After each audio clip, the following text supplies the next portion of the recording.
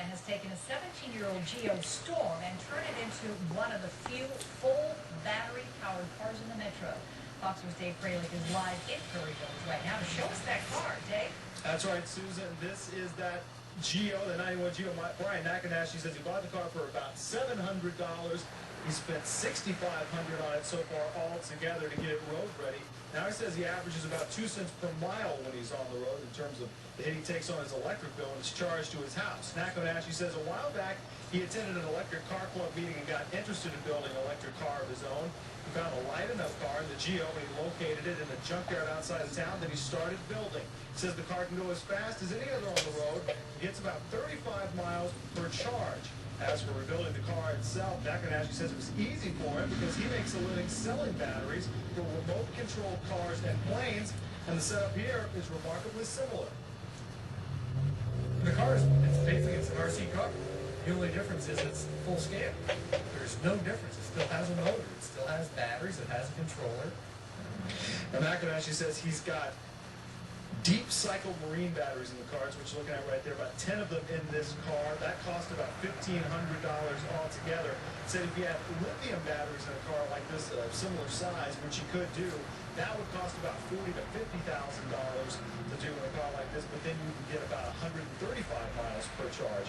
So maybe that's the way of the future as these cars become more popular. Dave Freilich, Fox 4 News, live in Prairie Village. Energy-efficient cars are becoming more popular with high gas prices. How a junkyard find turned into one man's answer to saving money. Spring like storm. To this day. The gas prices have dropped considerably in recent weeks, but they're still hovering around $3 a gallon. But a Prairie Village man is working to cut his costs even lower.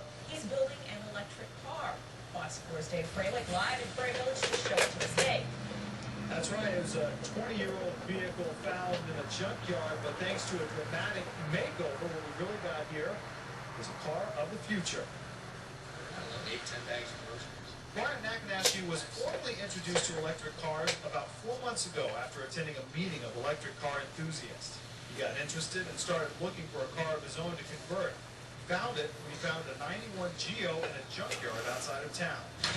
From there, Brian got to work, $6,500 and 150 work hours so far. To us, it all looks complex, but Brian makes his living selling batteries for remote-controlled cars. And he says the setup is really very simple. This is the speed controller here. The battery would slide in through here. Has the motor here. So, I mean, the only real difference is the Jullie scale. mij doet daar? You know, these are 10 scale and a 12 or 18 scale, and this is 100% scale. As for the big questions everybody has about the car, how fast can it go? This car's already been up to 60 miles per hour. Brian says there's no reason it can't hit 80 and beyond. And on a full charge with these batteries, it can go about 35 miles in one trip. With a different, more expensive set of batteries, that number could be about 3 times as high. With the addition of the Geo, there are now 4 cars in the McInashie family, but Brian says for most of their recent trips, this has been their car of choice. Now, Brian says a full charge takes 10 hours max. Typical charge after a day of errands will run 2 to 3 hours. And Brian says when you figure the drain on their house, when they plug this thing into the house to charge it up, compared to what you would pay at the pump right now, if he was filling it up with gas, this averages about 2 cents per mile that he drives it. Dave Freilich, Fox 4 News, live in Prairie Village. Fast golf carts, probably what it sounds like. Nice one. Autumn Leaf Watch.